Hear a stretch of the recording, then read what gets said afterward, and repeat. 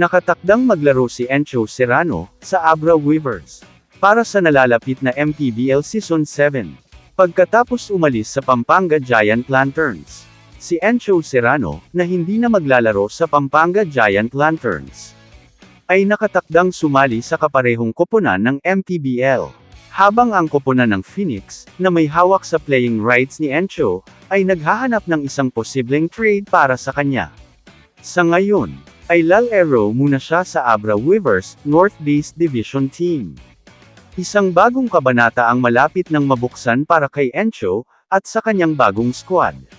Habang inaante pa niya ang magiging hakbang ng Phoenix, opisyal nang humiwalay si Encho Serrano sa Pampanga Giant Lanterns, matapos tulungan ang koponan, na makuha ang 2 titulo ng kampyonato, sa Maharlika Pilipinas Basketball League, o MPBL. Sa iba pang balita, ibinunyag ni Mikey Williams ang kanyang pagnanais na maglaro muli, para sa TNT Tropang Giga.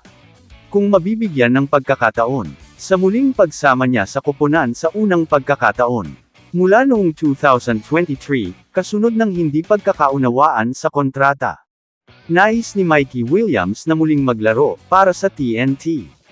Sa gitna ng hindi pagkakasundo sa kontrata, sa unang pagkakataon sa loob ng 21 buwan, si Mikey Williams ay nasa courtside, sa laro ng TNT kontra Barangay Ginebra.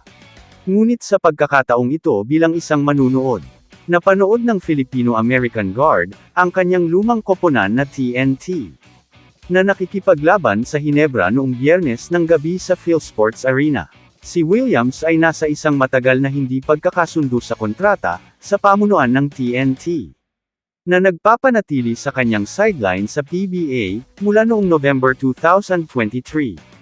Habang ang kanyang mga dating kasamahan ay nagpapatuloy sa kanilang kampanya, si Williams ay nananatiling hindi makapaglaro para sa isa pang PBA team, dahil pinanatili ng TNT ang kanyang mga karapatan. Ang dating G-League ay nahaharap din sa mga hadlang, sa paghahangad ng mga pagkakataon sa ibang bansa. Hindi siya pwedeng makalaro o pumirma bilang Asian import, sa bilig ng Japan, o KBL ng South Korea, dahil sa mga regulasyon ng liga. May kumakalat naman na usap-usapan, nang manood si Williams ng laban ng TNT, kontra sa Ginebra, ay galing di umano ang ticket sa isang Ginebra player. Kamusta mga idol? Sports Zone PH, para sa sports news and update. Kung bago ka pa lamang dito sa channel ko, pindutin mo na ang subscribe button at notification bell, para lagi kang update sa mga sports news.